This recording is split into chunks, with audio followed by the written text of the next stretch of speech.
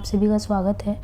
Friends, यहाँ पे देखिए हिंदी साहित्य संबंधी जो सेकंड पेपर है उसमें हमारा जो टॉपिक है वक्रोक्ति संप्रदाय। भारतीय काव्य शास्त्र में वक्रोक्ति संप्रदाय से जो क्वेश्चन आए हुए हैं वो कैसे आते हैं, जो है क्वेश्चन का जो पैटर्न होता है। तो यहाँ पे देखिए जैसे ये पूछा जाता है कि वक्रोक्ति संप्रदाय के प्रवर्तक कौन है। तो वक्रोक्ति संप्रदाय के प्रवर्तक के तौर पे आचार्य कुंतक को माना जाता है। इनके अनुसार ये कहते हैं कि वक्रोक्ति काव्य आत्मा यानी वक्रोक्ति काव्य जीवितम, व्यापार मूलक वैशिष्ट से वक्रोक्ति की स्थापना हुई।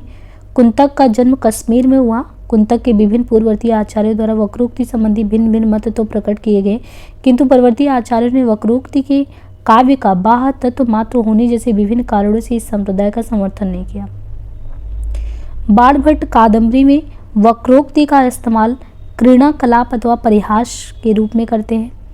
विभिन्न आचार्यों द्वारा वक्रोक्ति निरूपण की बात करें तो आचार्य भामा और आचार्य दंडी। सर्वप्रथम आचार्य भामा ने वक्रोक्ति का विशद विवेचन प्रस्तुत किया है। तो यहाँ पे देखें कि भामा ने वक्रोक्ति का अर्थ जो प्रयोग किया है, भामा ने वक्रोक्ति का अर्थ अतिशयोक्ति माना तथा इसे संपूर्ण अलंकारों का मूल घोषित किया। वक्रोक्ति के अभाव में भामा काव्य को कथन समुदाय मात्र में वार्ता मात्र ही मानते हैं। दंडी भी वक्रोक्ति का अर्थ तो अतिशयोक्ति से लेते किंतु इसे संपूर्ण अलंकारों का मूल नहीं मानते, अलबत्ता स्वभावोक्ति के अलावा अन्य सभी अलंकारों को वक्रोक्ति का पर्याय मानते हैं। आचार्य दंडी के अनुसार स्वभावोक्ति आदि अलंकार है। दंडी ने संपूर्ण वाङ्मय के दो भाग किए, एक स्वभावोक्ति एक वक्रोक्ति।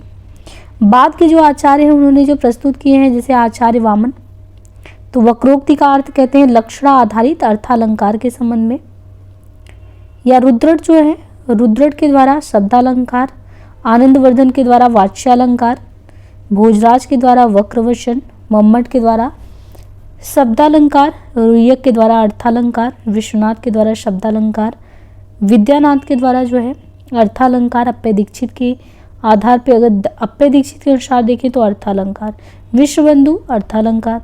वामन सादृश्य लक्षणा वक्रोक्ति, वामन वक्रोक्ति और रूपात्मक शैली मानते थे। रुद्रट ने आगे इसके दो भेद किए हैं, काकु वाक्रोक्ति और श्लेष वाक्रोक्ति। आनंदवर्धन वक्रोक्ति को अर्थालंकार मानते हुए वाच्य तथा ध्वनि को क्या मानते हैं, व्यंग मानते हैं। अब जैसे यहाँ आचार्य कुंतक है ना, तो आचार्य कुंतक वक्रोक्ति रेव वैदग्धव्यम भंगी भाड़ित तिरुच्यते, नए अर्थ को व्यक्त करने वाला कवि कर्म कौशल से रचित वैचित पूर्ण कथन वक्रोक्ति कहलाता है। वक्रोक्ति से ही सामान्य कथन में भी लोकोत्तर चमत्कार यानी काव्य सौंदर्य उत्पन्न होने से सहृदयों के लिए आह्लादकारी होने की क्षमता आती है। यहाँ पे देखिए जैसे वक्रोक्ति काव्य का अपूर्ण अलंकार है। वक्रोक्ति विचित्र अविधा है। यद्यपि कुंतक ने वक्रोक्ति के भेदों को मिलाकर कुल संख्या कितनी मानी है, तो 38 माना है, किंतु इन्होंने मुख्यतः 6 भेद माने हैं। वर्ण विन्यास वक्रता, पद पूर्वार्ध वक्रता, पद परार्ध वक्रता, वाक्य वक्रता, प्रकरण वक्रता, प्रबंध वक्रता। हिंदी में जो वक्रोक्ति है, हिंदी में वक्रोक्ति निरूपण संबंधी जो कहना है, जैसे महावीर प्रसाद द्विवेदी के द्वारा कहा गया कि वक्रता काव्य का प्राण नहीं है पर वह उसका बाह्य व्यक्तित्व जरूर है। तो वक्रता जो है ये काव्य का प्राण नहीं है पर वह उसका बाहरी व्यक्तित्व जरूर है। आचार्य शुक्ल कहते हैं कि क्रोचे का अभिव्यंजनावाद भारतीय वक्रोक्तिवाद का विलायती उत्थान है। तो ये कौन कहते हैं, आचार्य रामचंद्र शुक्ल। उनके अनुसार क्रोचे का जो अभिव्यंजनावाद है वो भारतीय वक्रोक्तिवाद का विलायती उत्थान है। मात्र वक्र उक्ति तो सुक्ति का एक रूप अथवा चमत्कार मात्र है। भाव प्रेरित वक्र उक्ति काव्य है। शब्द और अर्थ की यह स्वाभाविक वक्रता विभिन्न छाया और कांति का सृजन करती है। इस वैचित्र का सृजन करना विदग्ध कवि का ही काम है, ये प्रसाद का कहना है। सुमित्रानंदन पंत द्वारा लिखित पल्लव की भूमिका को वक्रोक्ति की घोषणा पत्र कहा जाता है। वक्रता क्या है? वक्रता काव्य का अनिवार्य माध्यम है, यह सत्य है, परंतु वह उसका जीवित या प्राण तत्व है, यह सत्य नहीं है।